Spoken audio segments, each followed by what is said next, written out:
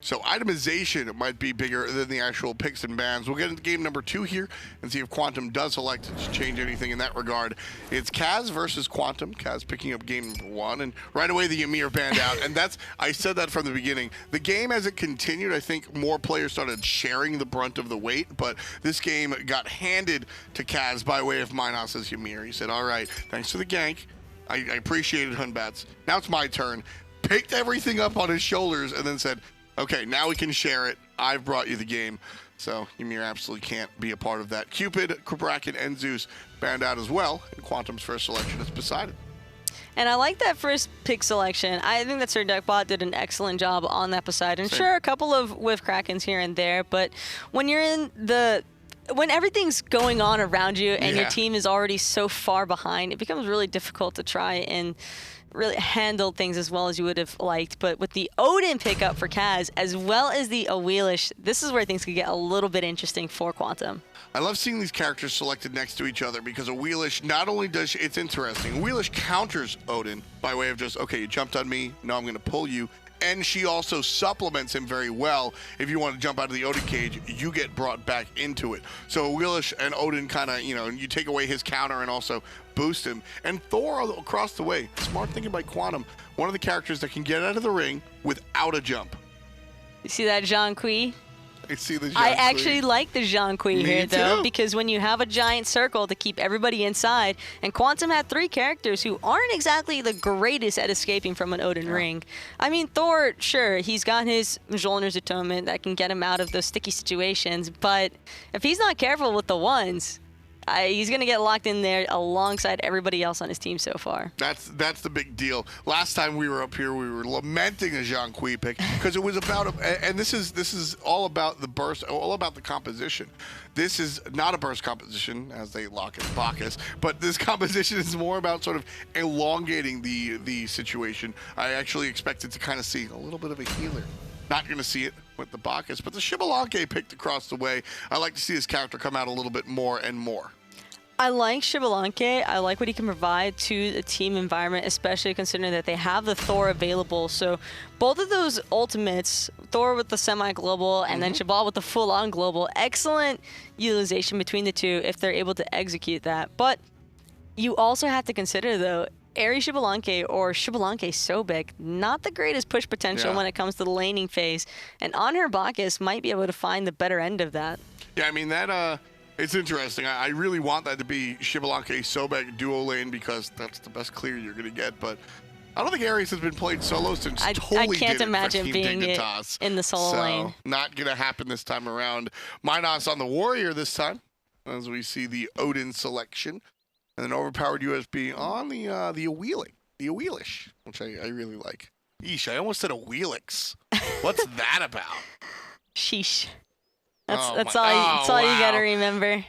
That I thought aggro isn't out here. I thought I got rid of that. Either way. Oh, aggro. I hope you brought me lunch. Duckbot on the Poseidon been doing very well for the past couple of weeks, and it's funny. That whiffed Kraken, when you're down 20,000 gold, does it actually change anything if you hit it? To a certain extent. I mean, the issue there for Quantum as well, it wasn't just the missed Kraken, but their team was so spread out in that engagement. I don't think that there would have been a ton of follow-up potential anyway. So at the best, sure, Duckbot secures a kill into somebody, but would it have been enough to deter 3 waves of fire, or 3 lanes, excuse me, of fire creeps pouring into your base, and plus Elexum had the Ice's ultimate available. That Titan is done for. That's kind of what I was getting at was, I don't think there was any real getting out of that situation for Quantum at that point, especially after the extra security back, right? If that's just a surge forward from CAZ like I had kind of rooted for, maybe you can sort of say something there, but with a full-on retreat by Fire Giant, I mean, there's just nothing you could really do in that regard. So CAZ able to pick up game numero uno relatively painlessly. Bowling ball tossed out by OverPoweredUSB. Not going to be on target.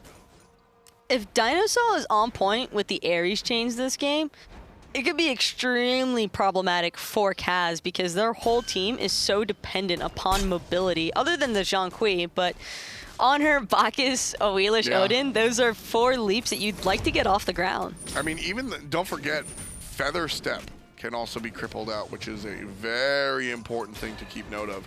If you're rooting for CAZ, you definitely don't want to see Overpowered get chained anytime soon. Joeeey gets his dash forced out, but he gets knocked up as well. Beautiful positioning coming out from Dobson. Oh, wow. I really liked how the knockup came out and Dobson ran right underneath him to secure the body block, but Joeeey somehow wiggles out. Joeeey was able to get his beads off just in time to avoid the impale from Dobson. Had that impale gone through, he would have taken probably a couple of in-hands to the face, and that's all that Dobson would have needed to secure that first blood. So safe by Joeeey, but unfortunately losing your beads as a lone Xbalanque in that dual lane, facing off against yet again another aggro dual lane. That's a little bit scary. Right now, Joeeey and Dobson opting for the longest hunter build in the world. The starting item plus the Transcendence. It's so much gold. You're looking at, I mean, so it's 1,400 just if you're starting at rank 2. You're starting at ranked 1, you're looking for so much more. And actually, you commented on rushing the Devo gloves last time around in lieu of going straight to the boots. Where do you want to see these hunters go this time? Do you want to see them finish that trans or instead look for the mobility? I wouldn't be surprised to see Dobson still choose to rush a Ninja Tabi or a Warrior Tabi first before going into Transcendence, just because he likes aggression and he can certainly apply it onto a Xbalanque who suffers at this early stages. I mean, he's getting zoned out right now. Exactly. And so for Joeeey, it'd probably be safer for him to build into boots as well, because of the fact that Transcendence requires a lot of gold. And if you're getting zoned out every single wave, or every wave is being pushed underneath your tower, you're not going to have the gold for that right away. You might as well give yourself a little bit more survivability and just rush the boots. Whether or not he's going to choose to do so is another story, because it's hard to tell when he was willing to build Devos right off the bat last game, but you never know. Well, I think the mentality with early Devos is different than the mentality than early Transcendence. The idea of going an early stacking item is just so you can get those stacks up as soon as possible, but it's all about relative speed, and with the guy building the same thing across the way, I don't really think it's that big a deal. When it comes down to the early Devo gloves, however, that means you just have your sustain on a little bit earlier, and if you're under threat. So I think there's a couple of different ways to look at the Devos, whereas Trans, yeah, I think we'll see the mobility. And now we're seeing a ton of mobility on the side of CAZ as they're already looking for the fight. Coach Killy he knows that their team's in absolute darkness, but unable to try and turn things around right away. Hyperionnn kind of playing it safe on the left side, and the ultimate with Joeeey already down. Now CAZ wants to fight into it. We see Jeron jump away. His beads, yes, the support player's beads, a very important thing to buy on the Bacchus specifically. He'll be getting out of there, but DineOhSaw grabs a whole bunch. It's going to be 2 into the Kraken. Double kill for the first blood. There's Sirduckbot's redemption for the missed Kraken late in the game in game number 1, starting the game with 2 for Quantum. He's not going to miss that one off the Ares pool, and such excellent patience by DineOhSaw, just waiting for members of CAZ to step just a little bit too far forward so he could get his ultimate off. He knew that Minos wasn't going to have any kind of beats to escape. And then on top of that, there's really nowhere left to run for Overpowered. Yeah, nowhere to go. I mean, you're stuck right there. Just a wonderful patient play. I love that you used that word. Very patient play, waiting out the beads from the other players, and then securing that too. Very important stuff coming out from our support player right into the mid lane. And that's exactly, you know, Sirduckbot, he owes him a slice of pizza right there. That kill goes to Duckbot, the 2 of them, but that's all DineOhSaw right there. And Dobson, he backed, and guess what he bought? He bought the booties. He bought the boots. No caster's curse today. Yep, he bought the booties, and because like I said, I really and truly think that he just wanted the early sustain. I think that's what we saw when. Oh, yeah, nothing wrong with that at all. Yeah. But Joeeey choosing to stay in that duo lane a little bit longer leads me to believe he's looking for that Transcendence rush. Yep. You Transcendence 2. It's not like Hydra's Lament 2, put it that way. It's not like Hydra's Lament 2, but it's still pretty effective. At this point in time, though, looking at the gold for comparing between the 2 hunters, he's just a little bit behind. He's about 400 gold behind Dobson at this point in time. So Whether or not he has enough for Transcendence, I don't think it's quite there. Not quite there yet. But it's about to be. And then that's when I think we'll really see him backing and looking to probably finish that item off. And for a character like Xbalanque, where did Jeron go? Just pans over really quick, and there's just a Bacchus casually dying from the Kraken again. I mean, listen, man, CAZ eSports, they're going to be sleeping with the nightlight on. Joeeey just keeps turning the lights off, and Sirduckbot makes the monster appear out of the closet. Just bang! Very scary stuff coming out from Quantum, and that's what they're looking for here in the early game. Joeeey with a nice assist off of that. It's one of the nice things about Xbalanque is you can just farm these assists without actually leaving your lane. He has one of the best ultimates in the game, probably the best Hunter ultimate in my personal opinion. As far as team fights are concerned in a competitive level, it's just so powerful. One of the biggest things that separates, your pub games, you at home, your pub games versus these SPL players, besides the fact that all of them are 10 times as strong as you on your best day, is the communication. And when you use that ultimate, when Joeeey pops his ultimate, you turn off that communication. That's the biggest deal. Speaking of communication, looks like Quantum wants to force something around the Gold Fury, and now it's actually Elexum who's finding himself in a bit of danger. Nice move and coming out from the mid lane. Gonna get double tapped, but not fall down. Elexum having to pop those beats, but avoiding any of the nonsense that Quantum wants to bring his way. So strong move out of the Zhong player, and he'll be able to back and rebuild. But force beads, oh no, Joeeey, where's your mana? He doesn't have it available. He's as good as done for at this point in time, just trying to get the last couple of creeps. And that's just nothing you can do about that. He used too much mana, was not expecting Dobson to just curve right around that that jungle lane, and man, that sucks when that happens. I like how OverPoweredUSB came into the lane and said, I'm going to throw this. Maybe I'll get the kill, and Dobson will be mad at me, but, oh well. That's a classic jungler, though, not respecting the 1v1. Listen, man, ain't no such thing as a 1v1. Knockup brings DineOhSaw into the clutches of Overpowered. He'll have to turn on his ultimate, and the Kraken comes out. But Sirduckbot cannot save his support this time around. DineOhSaw falls down, and DineOhSaw lets the Kraken loose. And with the ultimate down, with the support down, that's going to leave CAZ eSports a big window to start up the Oracles. Not the Gold Fury just yet, though. Duckbot's still lurking. If Quantum had 1 or 2 members available there, like CAZ had 4 members present, that would have been such a great situation for them. But unfortunately, nobody to follow up on that 3-man Kraken from Sirduckbot. And Elexum, trouble, Hyperionnn. But he doesn't want to chase it.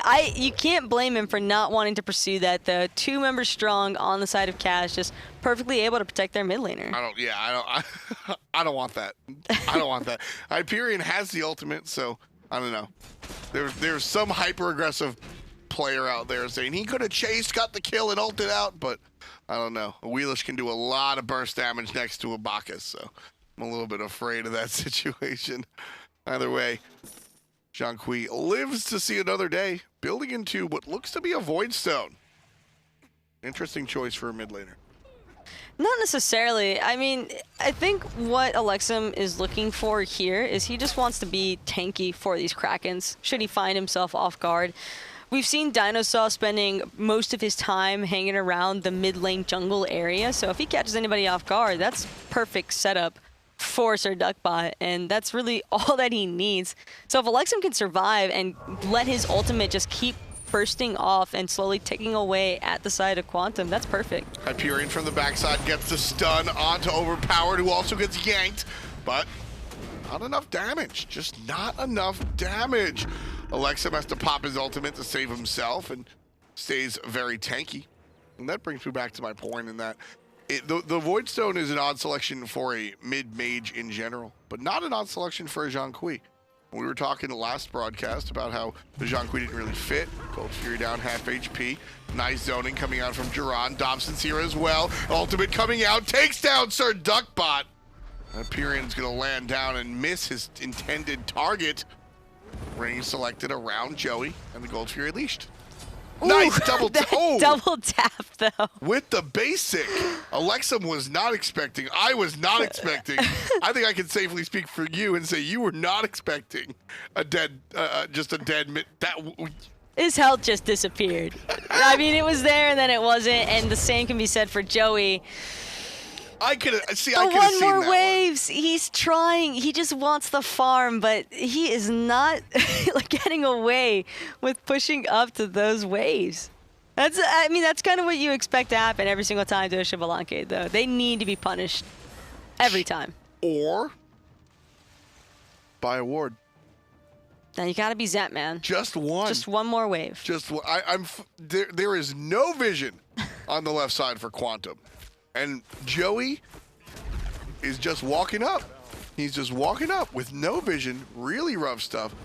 CAZ this time might commit. Sirduckbot has the Kraken, though. And he uses it preemptively. Gold Fury still attacked and goes down. CAZ are able to steal it away despite the fact that the Kraken came out.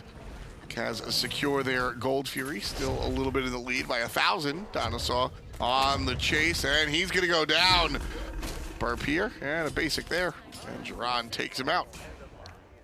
a little bit of taunting coming out from the side of Overpowered, just ensuring that DineOhSaw knows that, hey, this is our map now. Yeah, DineOhSaw, you remember that I beat you up with 3 of my teammates. The 4-on-1, really intense. That's the best time to taunt, though. If you're trying to establish the mind games aspect of things, you always want to make sure that you taunt whenever your entire team's there to back you up. Yeah, that's how most people do it. That's how most people do it. Because if you taunt the 1-on-1, then what happens if you lose it next time, right? You know, everybody's all afraid. Gotta protect the ego right now. CAZ, they're trying to protect their lead here. 6-4. As we're 13 minutes into this one. They took game number 1 in ridiculous fashion. They were leading by 20K almost the entire time. Oh, Joeey. He might get out. He does get out. Just a couple of unsecured spears on that Anhur ultimate. It's all that Joeey needed to survive. And great for him, because that would have been really, really bad had he died there. He's already at a 2-level disadvantage to Dobson, and we saw what Dobson did last time as soon as he got a lead on the Anhur. But Quantum looking to answer back, though, get a little bit, close that gap a little bit more with the Portal Demon, which would also take that objective away from CAZ. And with the Kraken, that'll secure it. Portal goes the way of Quantum. And like you said, just shortening up that lead a little bit. Joeey. Oh, this is bad. Look at Jeron over the wall. Look at Jeron. He's just waiting. Joeey, he's not getting it flopped up, but he's going to get stunned. Here's the damage from the burst. Not enough. Ooh, Jeron can't find the stun. Times it incorrectly. But Joey's gone. He's out of the fight. I'm surprised that Jeron didn't ult immediately after flopping over that wall. I mean, Joeey was in such a bad situation. Dobson found the pillar impel against Joey's own tower. But again, Xbalanque just lives on. Just weaseling out. Tier 1 tower not going to go down here. Dobson and support electing instead to head into the enemy jungle. Sirduckbot is there, half HP, and Elexum takes him out with the ultimate. On chase, Joeey. Oh, Joey's going to fall down again. That's number 3 for him. OverPoweredUSB picks up his 4th kill, taking down the Hunter. I think he forgot that his Fatalis isn't online just yet. Won't be gaining the gas pedal advantage to look for a potential pickup onto Overpowered. So that's unfortunate. Really, that's about all I can say. And I feel like I've been saying that a lot in regards to looking at Joeey here in the dual lane on Xbalanque, but that's kind of just the risk that you run when you take a hunter like Xbal into the dual lane. I mean, yeah, absolutely. You have to, and you know, like I said before, I have to be a little bit critical here, is that when you pick a character, last time we were talking about Xbalanque, when you pick a character that's outside of the norm, it's outside of the norm for a reason, and you usually have to alter your gameplay because of it. So when you're picking a character like Xbalanque, you have to alter your gameplay because of it. Buy extra wards. 1 is extra in this case. Like, you need some sort of vision, because as a Xbalanque, you're going to get ganked. Is that a question? Really, the biggest issue as far as the Xbalanque pick is concerned is that he's pairing it with an Ares. Yeah, that also is If not. you're automatically forfeiting lane pressure from the start, you're just setting up Xbalanque in such a poor manner that it's a situation that could be avoided. Absolutely, yeah, I'll agree with that one. DineOhSaw has had a full-fledged god pool this season. I think that he definitely could bring out a different character. I never mind seeing the Dry Bear skin, though. Shouts to Fernando. I like seeing that guy out there. And I like Ares in general. And I think Ares, with the rest of the composition, works totally fine. DineOhSaw has been playing this Ares pretty excellently. Yeah. I would have just preferred to see Joeeey opt for a different hunter as opposed to having DineOhSaw flex a different support. Yeah, I mean, Joeeey right here, he's supposed to be the hyper carry for the team. I mean, you look at everybody else, right? Sobek brings a little bit of damage, and Thor's going to bring damage, but it's really they're looking for the Xbalanque. And I'm not sure if Quantum is going to reach that late game. CAZ just casually takes down the tier 1 in the mid. Hold on a second. Did you really just aggro me? Yup. That's what you get. That's what you get. What did you say earlier? Oh, you said something earlier. Sheesh. Yeah, for the Xbalanque or something? Yeah, no, not going to happen here. You can't out-aggro the aggro. But Hyperionnn could potentially out-aggro the side of CAZ. Bacchus ultimate, nice enough to turn so to get him to just back off. Honestly, it's less about whether it hits or not. In this situation, you're just looking for the presence. The Gold Fury gets leashed. That's fine. Hyperionnn hit nothing. Literally nothing. But he gets the job done. Totally fine with that. But who's going to prevent the play this time around? The Gold Fury already down. And CAZ just... Absolutely beautiful Odin ring from Minos. Full block. That's full block. Nothing you can do. You don't want to let anybody into your objective territory. Even though the Phantom was up, we don't see it used by DineOhSaw. Oh well, big flop in coming out from Jeron as Coach Killy makes the rotation on the backside, taking down Elexum. Coach Killy might fall down here as he's taking the tower and taking the Awilix, but either way, he looks to be safe. Right now it's Minos versus the world, and just barely doesn't get the kill on the DineOhSaw. Still dancing as the Ares held down his Coach Killy. This man has 5 HP, and he's gonna walk out smooth and sound. Hyperionnn picks up one right before he goes down. It's a 1-4-2 exchange. Quantum on the better side of things this time. And Joeeey trying to make something happen with the Xbalanque, pick up a kill for his passive, just unable to find it onto Overpowered. He's going to squeak on out of there with the Awilix, but that was pretty sloppy by CAZ, realistically. I think that they just got a little bit too into the moment. Minos was he was entirely up the lane chasing down 4 people by himself. I got to give credit to... the Minos play was a little bit rough. But I got to give credit to Coach Killy. I think his flank right there really disrupted what CAZ was thinking about when it comes to defense, and they just couldn't get their plan going. Coach Killy comes around the back and really hassles one player while taking the tower so Quantum can go ahead and look for something more aggressive, takes down a player, and then he deals with the jungler the entire time, which this Awilix has been a really big deal. 5-1-3 in the game, and Coach Killy doesn't get the kill, but he does exactly what the solo needs to do, and he keeps the jungler away from the rest of the team. That, Quantum, the solo lane played that very, very well, and I think was the reason there were some missteps on CAZ, but I think the reason that the team fight goes the way of the blue team is because of the Sobek. And Overpowered, actually highest level in the game right now as a jungler, which that's pretty significant considering that jungle's usually hanging a level or 2 behind the solo laner. So the jungle's 18 and the hunter's level 17. Minos just hit 17. He was the third level. He was the highest on the team, which is very interesting. Portal Demon aggressed on by Quantum, who are not in the lead. So this is a nice little turnaround. We might be able to see a lead change here. But CAZ looking to collapse on the blue team. Here's the belly flop in from Jeron. Nice pull from the jungle Awilix. Now half HP. Coach Killy stuck. He's going to walk out thanks to a little bit of help from his friends. Hyperionnn trying to find a target. Instead, decides no.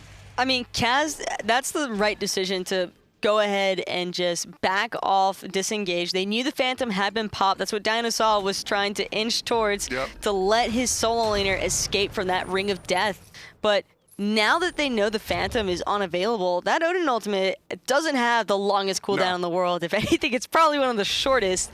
So you're going to definitely expect CAZ to engage onto this portal demon, try and bait Quantum into a team fight, and whether or not that Odin ultimate is available, it won't really matter. They just want to fight. With that Odin build, it's already up. DineOhSaw grabs one, and Minos is going to get hit by the Kraken. Big deal. If they kill the Odin, then their whole situation is already resolved. Duckbot gets his relics chased out, both of them, and he'll be chased out himself. Overpowered takes out Joeeey in the lane. Oh, poor Joeeey. Still, and now they're just going to collapse. Hyperionnn gets away, and the jump forward looking for the bowling ball is going to be the Awilix, but a beautiful whirlpool saves the day. No knock-up either from the Poseidon player, but Coach Killy here in trouble. Dashes forward, nice play into the ultimate. CAZ eSports, though, nobody's here to defend the tier 2, and if they want it, they can take it. Instead, looking for something bigger. They just want that portal demon. Because with the securing of the portal demon, they'll be able to back, and then they can just keep applying pressure into this fire giant area, if not taking the fire giant itself. That's really, I think that might be the play here. The enemy's going to be up all together, so there is that to think about. Duckbot, depends how quick they get. I don't know. It's up in the air. I think it's a little bit too dangerous to go for the fire giant just yet. I can't disagree with you on that, but you don't necessarily have to go for the fire giant so much as just baiting the enemy team into thinking you're going for the fire giant, because Quantum are going to have to show face if they don't want CAZ to just take it for free. And CAZ, they have burst right now. Yeah. There's a ton of damage on the side of CAZ, which is something that we probably wouldn't necessarily be expecting from this draft so early on, because it is only 23 minutes in. But this is around the stage where you start seeing a lot of the fire giant dances start happening. But eyes on the Gold Fury for now. That's where they're going to start, and they're going to end it for the moment. Going to see Quantum, they being CAZ, of course. Quantum show up here on the left side. Keep an eye on Hyperionnn, though. Just right side of the map, trying to play sort of that free safety. If the fight does shift to the mid lane or beyond, he wants to be available, and that semi-global is going to help him out wherever the team fight is. And Dobson looking to play a little bit more aggressive. Finding the impale, though, onto an Ares support. Not exactly the best target in the world. Yeah, I mean, you're just, you know. He's too tanky right now. I mean, he doesn't have the kins online, though. If Dobson had those kins. Tank boots, tank starter, into your 2 aura items. I mean, this is as tanky as you could really go. CAZ eSports now, trying to take the aggressive pathing. Oh, big stun coming out from the jungle. That's going to flip back Jeron. Even though that's a support, he's not as tanky as the one across the way. And Coach Killy takes down the Bacchus free. No ultimates expended outside of Joeeey's, which in this type of siege is less impactful than a straight-up team fight. Ultimate out of DineOhSaw is going to pull Minos right into the clutches, and DineOhSaw gets rewarded for his own pressure. Duckbot's Kraken certainly contributed. Mid lane tower being aggressed on now. Coach Killy playing offense, and that'll be the tier 2, 1,500 in the pockets for Quantum. I absolutely love that initial engagement by Quantum onto Jeron. They recognized that Minos was in that solo lane side, complete opposite of the map. Hey, we're 5 members strong. Let's just run into them and see what happens. And, well, they're finding the better end of it now, but Hyperionnn gotta get out of that danger zone. Gold Fury goes down. This one will be Quantum's, their first of the game, and that basically ties it up.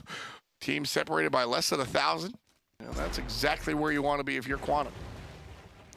It's a beautiful place to be, too, considering that Quantum is the one with the hyper carry. We haven't seen a whole lot out of Joeeey so far, but that could start to change pretty soon, especially if Quantum keep finding the right moments with these Ares ultimates to just get the pick that they need. How frustrating is it to wind up with 6 assists when you've been involved with the team fights? Now, if you're sitting in lane, you're just hitting your 4 button every now and then and getting some assists, that's nice. But when you're the Xbalanque and you're in these team fights, just give me one of these kills, guys. I see the ultimate come out from the Kraken. Just let me get the basic. Come on. DineOhSaw, you don't need that kill. I never really considered the fact that DineOhSaw was even able to pick up a kill. But DineOhSaw, you can't be too upset as Joeeey, because CAZ has been placing a decent amount of emphasis onto him. So it's difficult for him to survive at this point in time. So you can't mind it too much. I'm still yelling at my teammates. CAZ are actually on the defensive right now. Well, that's the big play. Quantum were able to swing it after the objective on the left side. And now, like we said, they tied the game up. They eliminated any sort of lead that CAZ had. And now everybody's on equal footing. Now DineOhSaw's ultimate into Sirduckbot. That can mean something larger. So that's what we have to keep an eye on. The knockup, but the ring as Minos gets aggressive. There's going to be the ultimate out of DineOhSaw, dragging a couple of players in. One gets hit by the ultimate out of the mid lane. Not going to be enough just yet. Hyperionnn lands straight down, gets the kill with the Zerkers. Elexum falls down. Hyperionnn gets 2. Wonderful play. Jeron's in trouble as well. Dobson has to use his Aegis. Hyperionnn here waiting for his cooldowns. Joeeey gets 1. Joeeey gets 1. Joeeey gets 1. That's for the Hunter. And Hyperion's not looking to give up the chase anytime soon. Jeron's actually going to take a spill as well, picking up the Bacchus all the way underneath the Phoenix, and it looks like Quantum are about to pick up this Phoenix as well. Yeah, I mean, this one's easy. Nothing really troublesome here to really bother them. Minos going to jump forward. A full HP actually could do some damage. But Hyperionnn says no. 6-1 and 6 for the jungler. There's no one to play defense. Frenzy is popped. That's game. Ooh, very quickly. Quantum just turned things around. And they take it, Taco. 1 engagement's all that they needed, and we finally got to see this draft come together. Yeah. That's all. We saw so much of that, I think, really falls onto the back of DineOhSaw as well. His engages alongside of Hyperionnn, absolutely beautiful. Yeah, it just worked out very, very well here for them in game number 2. Game number 1, a little bit of a different story. That was pretty much all CAZ eSports. Really strong stuff coming out from those guys across the way, and nice sharing of what they were able to do. I mean, you got to appreciate whenever gameplay like that comes through all around from these two teams. It's always a nice and refreshing change of pace whenever the hunters are unable to do something, or they find it at the same time. Yeah, either way, interesting stuff coming out in game number 1. Game number 2 was certainly different, but here we are with the jungler. OverPoweredUSB really setting up Sirduckbot on the other side, but this is what it was about, looking for that kill on the enemy jungler, because Hyperionnn was doing stuff despite his team losing. He was doing a lot here for his team in game number 1, so OverPoweredUSB really needed to keep an eye on him. And it's always excellent whenever the jungler is able to just get in and get out so efficiently, dropping the ultimates at the right times, using his slows to his advantages in his kit, just ultimately made it so difficult for Quantum to try and come back into this game. And this was, you loved this guy. I was loving it. Dobson.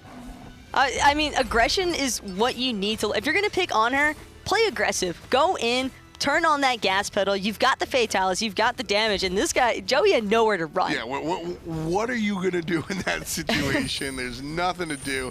Late game Fire Giant just making it rain here. Dobson in control of game number 1.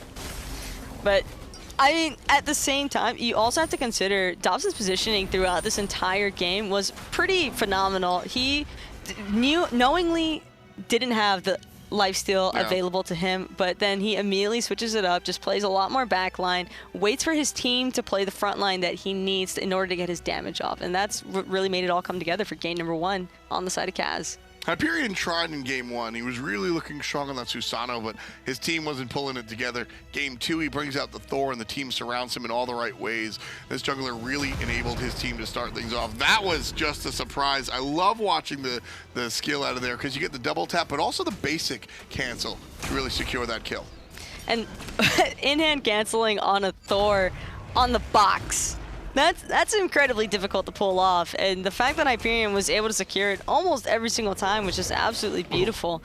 Even taking a little bit of a spill from time to time doesn't really matter too much, and this is the setup.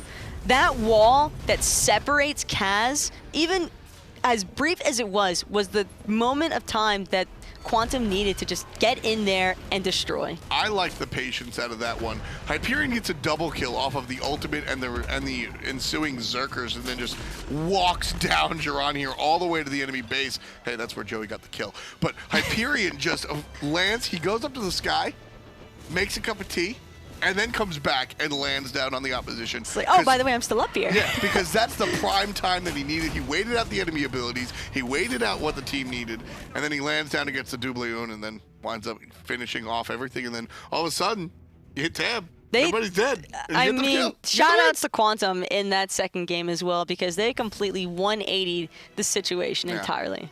A lot of fun stuff coming out here for EU, and a lot of fun stuff coming out here at Hi-Rez Studios for you too. Thecaster.tv is something that you can take advantage of. A 1-minute video that you send to us is all you really need to do to get involved.